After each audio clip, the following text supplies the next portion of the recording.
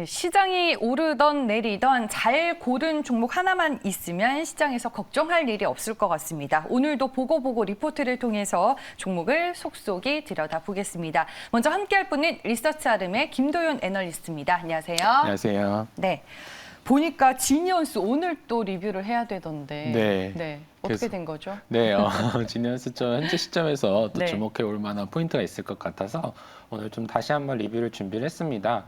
일단 간략히 좀 말씀을 드려보면 당시에 이제 저희가 올해 사이버 공격의 역대급 사이버 공격들이 이어지면서 이 사이버 보안 기술 수요가 꾸준히 증가할 거다.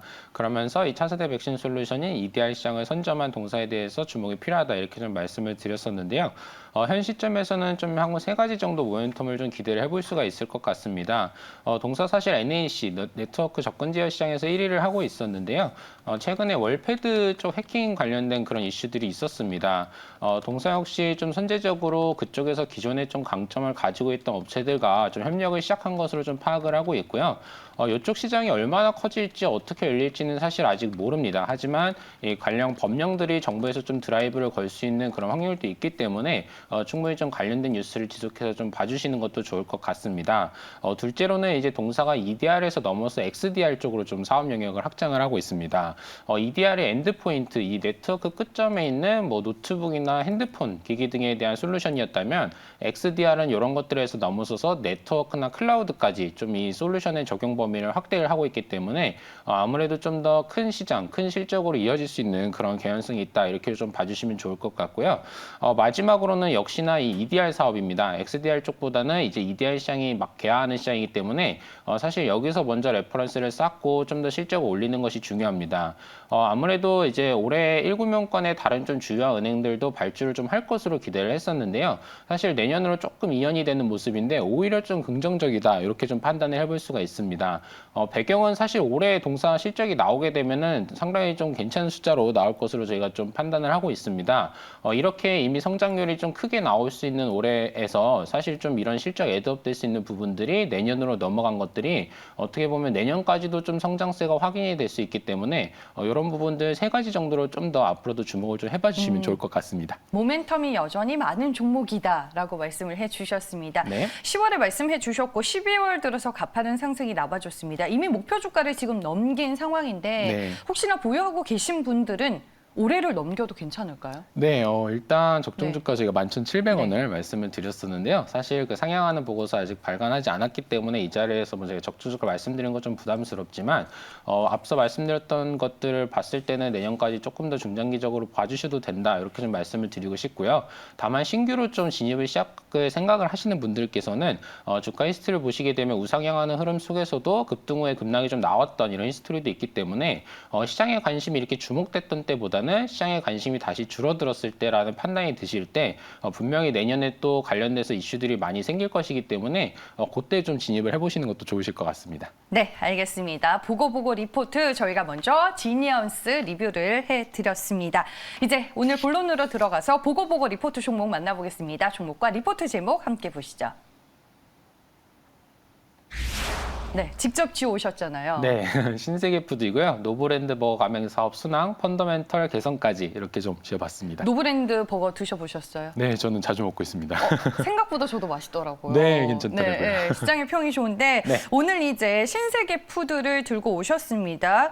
왜 이 종목을 소개하시는지 배경부터 좀 들어봐야 될 것 같아요. 네, 일단 사실 길거리를 걷다 보니 보이지 않던 매장 수들이 확 늘어난 것이 느껴졌었습니다. 네. 네, 그러면서 좀 친구들한테 좀 물어봐도 상당히 인식도 좋고 사실 작년에 이제 실제로 이 소비자 선호도 조사에서 1위를 차지하기도 했었고요. 그렇게 좀 노브랜드 버거 가맹 사업이 실제 숫자로 증가되고 있는 것이 나타나고 현실에서도 좀 보여지는 이런 상황에서 사실 펀더멘털 쪽이 상당히 좀 개선이 됐습니다. 영업이익률 0.6%대, 0.5%대 나오던 기업이 이제 올해 2%대까지 충분히 나올 수 있는 그런 상황이고요.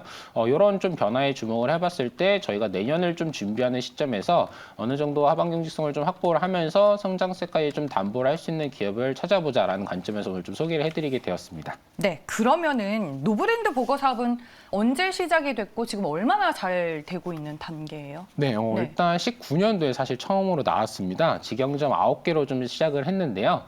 직영점 9개로 시작을 했고 지난해 직영점을 한 53개까지 늘리면서 그러면서 이제 가맹 사업에 대한 가능성을 좀 확인을 해보자 가맹점도 한 16개 정도 오픈을 했습니다.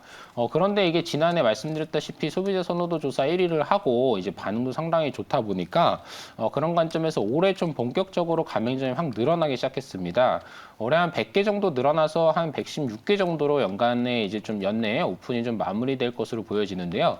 일단 가맹 점주분들로부터 반응이 상당히 좋을 수밖에 없는 게 기타 프랜차이즈들은 사실 매출액의 일부를 로열티로 수취를 하면서 이 식사재를 공급하는 것에서 마진을 또 더 넘기게 되는데 노브랜드버 같은 경우에는 이 매출액의 8%만 로열티로 받고 식자재는 원가로 공급을 하게 됩니다.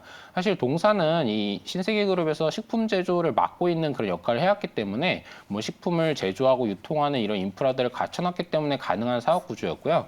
이런 측면에서 이제 가맹점주들로부터도 상당히 좀 호응을 받고 있고 소비자들로부터도 호응을 받고 있는 상황이고 이렇게 좀 현황을 정리를 해보면 될 것 같습니다. 햄버거 하면은 저는 글로벌 기업으로는 맥도날드가 네.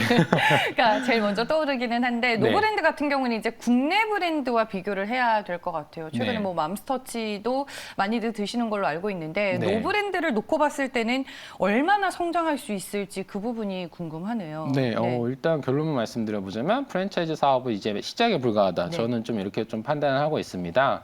맘스터치를 말씀해주신 맘스터치 좀 직접적으로 비교를 해보자면은 3분기 누적 기준으로 매출이익이 한 2,200억에 영업이익 한 300억 정도가 나왔고요. 어제 종가 기준으로 시가총액이 한 5,500억 정도가 좀 나오고 있는데요. 이렇게 좀 평가를 받고 있는데 사실 롯데리아나 뭐 이 맘스터치 쪽 1분기 기준으로 봤을 때 매장 수가 한 1,300여 개 정도에 달합니다. 그렇기 때문에 동사도 이제 장기적으로도 이제 회사 측에서도 한 1,000여 개까지는 확보를 해나갈 계획이고 이렇게 좀 소비자 브랜드 1위를 했다는 점 그리고 이게 그 경쟁사들의 지점수를 좀 감안을 해봤을 때는 충분히 좀 1,000여 개까지는 성장 여력이 있다고 저희가 좀 판단을 해볼 수가 있겠고요. 그렇게 봤을 때는 이제 1,000여 개까지 확보를 하는 것은 결국에는 이 시간의 문제지 방향성의 문제는 아니라는 판단이기 때문에 어느 정도 좀 성장성이 담보되어 있는 사업이다 이렇게 좀 볼 수가 있겠고요.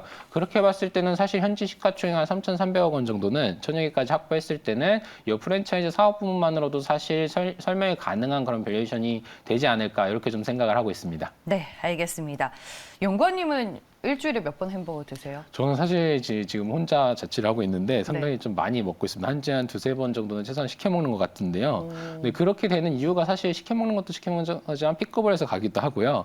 이게 사실 좀 이 쓰레기도 좀 덜 나오고, 네, 상당히 좀 처리하기도 편하고, 그리고 또 운동을 좋아하는 친구들이 의외로 이 햄버거가 밸런스가 좀 상당히 좋다 이렇게 좀 이야기를 하는 것도 같습니다. 아무래도 그렇게 이야기하는 것이 빵과 야채와 고기가 다 들어가 있는 간편하게 먹을 수 있는 음식이고 1인 가구 증가와 사실 이 시장의 규모가 성장하는 것이 좀 연관이 있는 것 같습니다. 최근에 고든 램지의 그 햄버거 프랜차이즈가 국내에 좀 들어오면서 가격과 관련해서 이슈가 좀 있는데 그 들어오면서 시장 수치가 좀 하나 나온 게 있어서 설명을 드리자면은 2014년도에 한 2조 1천억 원 정도 규모였다고 합니다. 근데 올해 같은 경우는 4조 원 이상으로 이제 시장 조사 업체 유로모니터에 따르면 성장을 할 것으로 좀 전망이 나오고 있고요.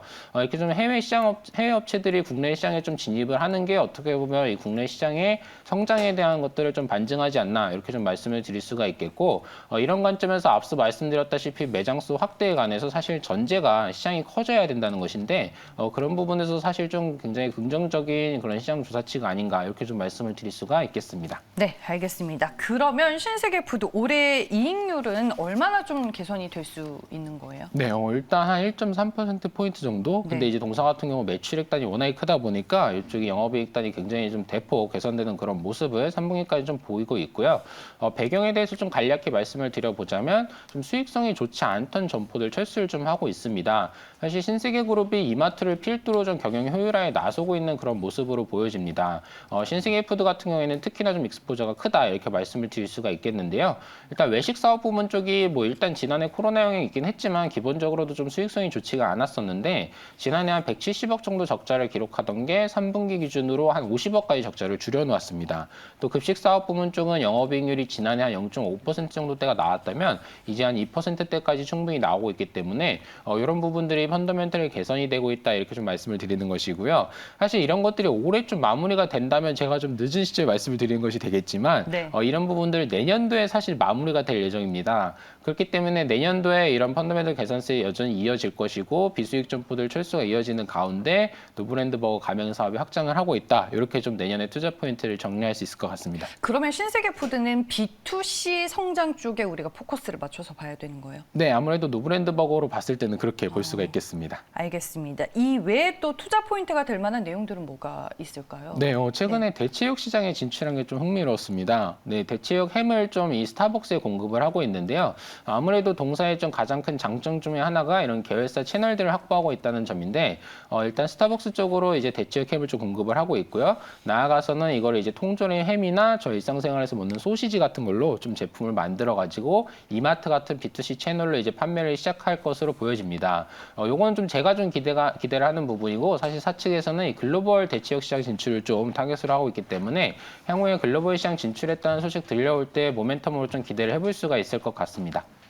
네, 알겠습니다. 오늘 신세계 푸드에 대해서 알아보고 있습니다. 마지막으로 이런 점들을 종합해 봤을 때 가격 전략, 적정한 주가 가치 네. 얼마로 보시는지 궁금하네요. 네, 일단 신세계푸드 적정 주가 12만 2천 원 좀 제시를 해드렸고요. 네. 신세계푸드 같은 경우에는 아무래도 주가의 변동성이 이렇게 다이내믹하지도 않고 이렇게 실적 확인되면서 같이 우상하는 흐름이기 때문에 천천히 당일 접근 안 하셔도 좋을 것 같고요. 내년도 하반기까지 저희가 내년도를 준비하자는 입장에서 한번 보자는 기업이니까 천천히 이런 성장 스토리에 주목을 해봐 주시면 좋을 것 같습니다.